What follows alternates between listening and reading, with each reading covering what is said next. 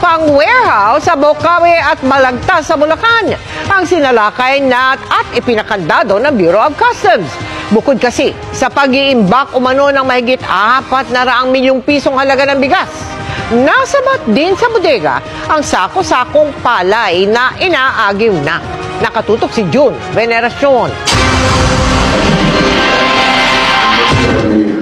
Kasunod ng utos ng Pangulo na paigtingin ang raid sa mga bodegang nagtatago ng bigas para manipulahin ang presyo nito. 4 na panibagong warehouse sa Bocaue at Balagtas, Bulacan ang ni-raid ng Bureau of Customs ngayong araw.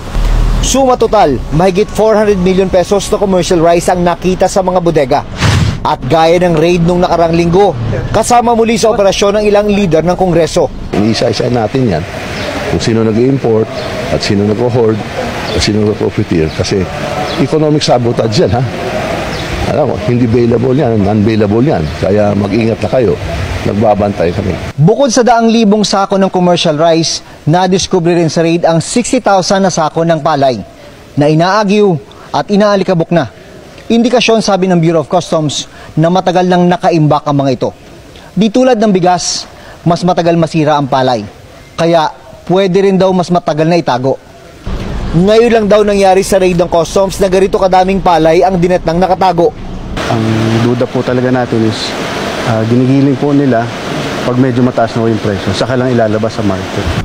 Ikinandado ang 4 na bodega habang hinihintay pa ng Customs sa mga dokumento mula sa mga may-ari para patunayan na legal ang kanilang mga bigas sa loob ng 15 araw. Kung mabilis na makapagbibigay ng mga dokumento ang mga may-ari, mabilis naman daw silang makapagbubukas muli, sabi ng Customs.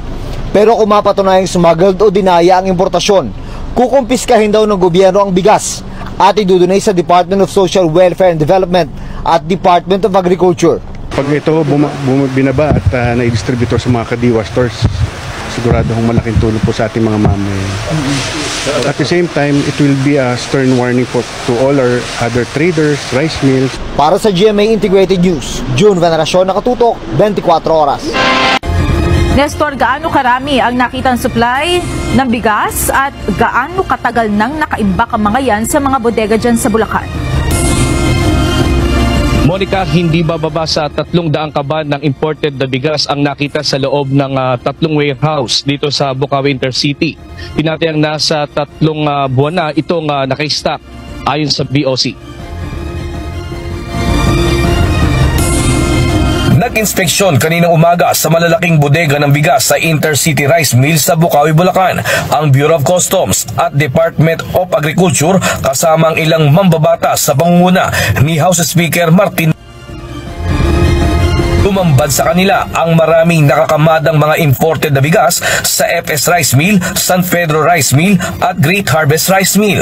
Nang usisain, 3 buwan na palang naka-stock sa mga bodega ang mga bigas na galing Vietnam at Thailand. Ayon kay House Speaker Martin Romualdez, maliwanag na hoarding ang ginawa dito ng mga importer. Greed. Moderate your greed lang.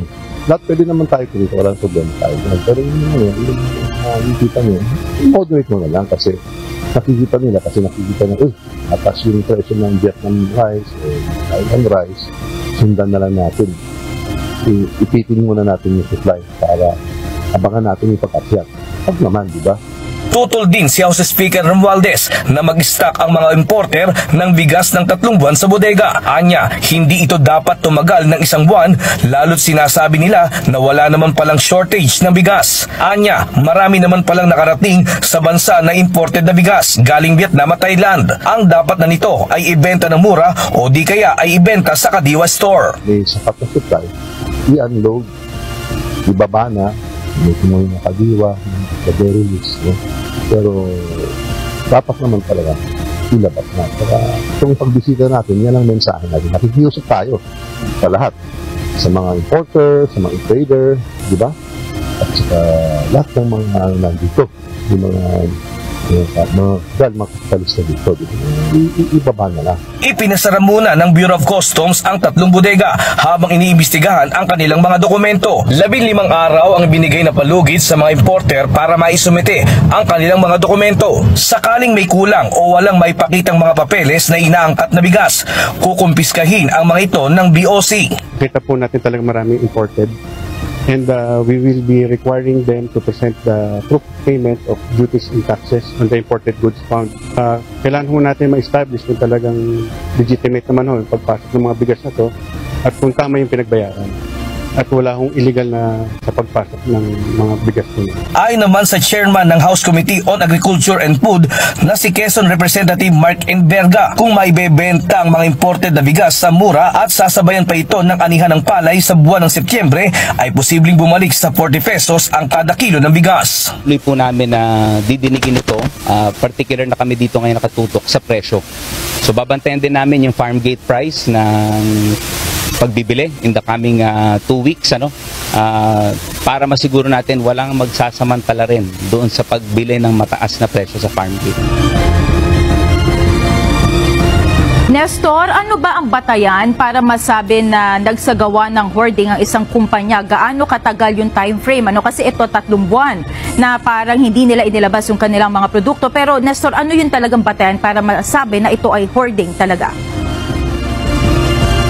Ayon kay Sir Martin Romualdez, sinabi niya na dapat 1 buwan lang yung pinakamatagal na stock ng bigas na imported dito sa mga warehouse. At pagka tumagal doon ng nasa 3 buwan, masasabi na nila itong hoarding.